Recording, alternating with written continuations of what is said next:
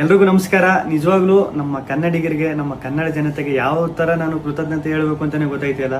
ನಿಜವಾಗ್ಲೂ ನಾನು big boss ಮನೆ ಒಳಗಡೆ ಇದ್ದಾಗ ಹೊರಗಡೆ ನನಗೆ ಈ ತರ ಸಪೋರ್ಟ್ ಸಿಗ್ತೈತೆ, ಈ ತರ ನನ್ನ ಎಲ್ಲ ಪ್ರೀತಿಸ್ತವ್ರೆ, ಆ ಪ್ರೀತಿ ಪ್ರೋತ್ಸಾಹ ಕೊಡ್ತವ್ರೆ ಅಂತ ಕನ್ಸ್ ಮನ್ಸಲ್ಲೂ ಅನ್ಕೊಂಡಿರ್ಲಿಲ್ಲ. ಸಖತ್ ಖುಷಿ ಆಯ್ತು ಆಚೆಗೆ ಬಂದಾಗ. ಇನ್ನೂ ನನಗೆ ನಾನೇ ನಂಬಕೈತಿಲ್ಲ. ಆಮೇಲೆ ನನಗೆ ಸಖತ್ ಖುಷಿ ಆಗೋದೇನಂದ್ರೆ, ನಮ್ಮ ಯೋಧರಾಗಿರ್ಬೋದು ಅವರು ವಿಡಿಯೋ ಮಾಡಾಕ್ತಾರೆ.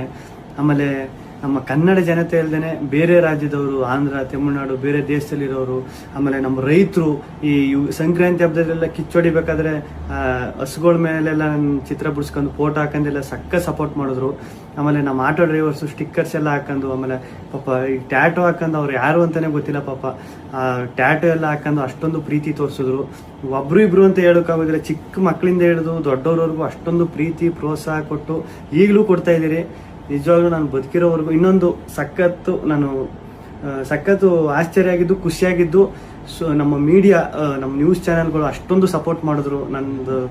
ಆಮೇಲೆ ನಮ್ಮ ಸೋಷಿಯಲ್ ಮೀಡಿಯಾದಲ್ಲಿ ನಾನು ನಿಜವಾಗ್ಲೂ ಒಂದೇ ಒಂದು ನನ್ನ ಬಗ್ಗೆ ಒಂದು ನೆಗೆಟಿವ್ ವಿಡಿಯೋ ಆಗಲಿ, ಒಂದು ಟ್ರೋಲ್ ವಿಡಿಯೋ ಆಗಲಿ ಸತ್ಯವಾಗ್ಲೂ ನೋಡಿಲ್ಲ.